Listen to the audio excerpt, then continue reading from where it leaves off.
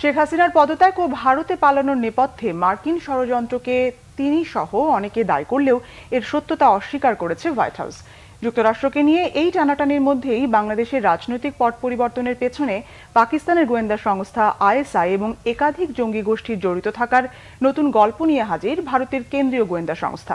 জঙ্গি অনুপ্রবেশের আশঙ্কায় বাংলাদেশ লাগোয়া পশ্চিমবঙ্গ, আসাম, মেঘালয়, মিজোরামে সর্বোচ্চ নিরাপত্তা সতর্কতা জারি করেছে ভারত। বিস্তারিত মেহরাব হোসেন খানের ডেস্ক রিপোর্টে।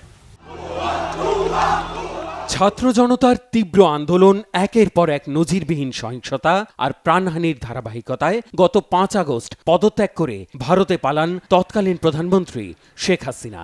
কয়েক সপ্তাহের আন্দোলনে অপ্রত্যাশিতভাবে ক্ষমতা ছাড়তে বাধ্য হলেও সদ্য ক্ষমতাচ্যুত দল আওয়ামী লীগের বিভিন্ন মহল থেকে অভিযোগ ওঠে এই পরিস্থিতির জন্য দায়ী যুক্তরাষ্ট্রের ষড়যন্ত্র। সরকার উৎখাতে ষড়যন্ত্রের অভিযোগ আর গুঞ্জনের মধ্যেই এ বিষয়ে প্রতিক্রিয়া দিয়েছে যুক্তরাষ্ট্র। হোয়াইট হাউস জানিয়েছে জনগণের ইচ্ছায় পরিবর্তন হয়েছে, এর সাথে জড়িত নয় যুক্তরাষ্ট্র। এসবের পেছনে আমরা জড়িত নই। মার্কিন প্রশাসনের জড়িত থাকা নিয়ে যে কোনো প্রতিবেদন বা গুঞ্জন ডাহা মিথ্যা, একদমই সত্য নয়। বাংলাদেশের মানুষ নিজেদের জন্য এটি বেছে নিয়েছে। আমরা বিশ্বাস করি বাংলাদেশের মানুষই দেশটির সরকারের ভবিষ্যৎ নির্ধারণ করবে, এটাই আমাদের অবস্থান। ঘটনাবহুল 5 আগস্টের পর থেকেই শেখ হাসিনার পক্ষে শক্ত অবস্থান নেয় ভারতের কেন্দ্রীয় সরকার। ব্যাপক হারে সংখ্যালঘু নির্যাতনের অভিযোগ যে কোনোভাবে প্রমাণের জন্য উঠে পড়ে নামে ভারতের কোনো গণমাধ্যম। হালে পানি না পাওয়ায় বাংলাদেশের ছাত্র জনতার বিপ্লবকে প্রশ্নবিদ্ধ করতে এবার হাজির নয়াদিল্লি। ভারতের কেন্দ্রীয় গোয়েন্দা সংস্থার সূত্র ধরে এ বিষয়ে প্রতিবেদন প্রকাশ করেছে ভারতের একাধিক গণমাধ্যম।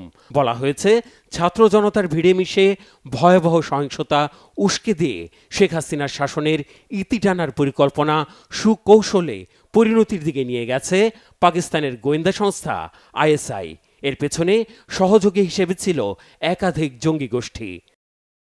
আইএসআই ও জঙ্গি সংশ্লিষ্টতার উদাহরণ টানতে গিয়ে 23 জুলাই নরসিংদী আর 5 আগস্ট শেরপুরের কারাগারে হামলা এবং শত শত কয়েদি পালানোর বিষয়টি উল্লেখ করেছে ভারতের কেন্দ্রীয় গোয়েন্দা সংস্থা। গাজীপুরের কাশিমপুর কারাগার থেকে কয়েদি পালানোর বিষয়টিও এড়ায়নি। বলা হয়েছে, কট্টর জঙ্গিরা ছাত্রদের ভিড়ে মিশে গিয়ে এই অপকর্ম করেছে। কারাগার থেকে লুট করা বিপুল পরিমাণ অস্ত্র ও গুলি সংখ্যালঘু নির্যাতনে ব্যবহার করা হচ্ছে। আর এই হামলা ও লুটপাটে নেতৃত্ব দিয়েছে সদ্য নিষিদ্ধ ঘোষিত জামায়াতে ইসলামী বাংলাদেশ, ছাত্র শিবির ছাড়াও বাংলাদেশে তৎপর জঙ্গি গোষ্ঠীগুলো। জঙ্গি গোষ্ঠী হিসেবে আনসারুল্লাহ বাংলা টিম, আনসার আল ইসলাম, লস্করি তৈয়বা, জাগ্রত মুসলিম জনতা বাংলাদেশ সহ 9টি নাম ওই গোয়েন্দা প্রতিবেদনে উল্লেখ করা হয়েছে। এমন পরিস্থিতিতে বাংলাদেশ লাগোয়া পশ্চিমবঙ্গ, আসাম, মেঘালয় ও মিজোরাম সীমান্তে অনুপ্রবেশ ঠেকাতে আর জঙ্গি হামলার আশঙ্কায় সর্বোচ্চ নিরাপত্তা সতর্কতা জারি করা হয়েছে। অনুপ্রবেশের চেষ্টা করায় গত শুক্রবার কমপক্ষে 1000 মানুষকে পুশব্যাক করা হয়েছে বলে দাবি করেছে ভারতের সীমান্তরক্ষী বাহিনী BSF. Mehrab Hossain Khan, Bangla vision news desk.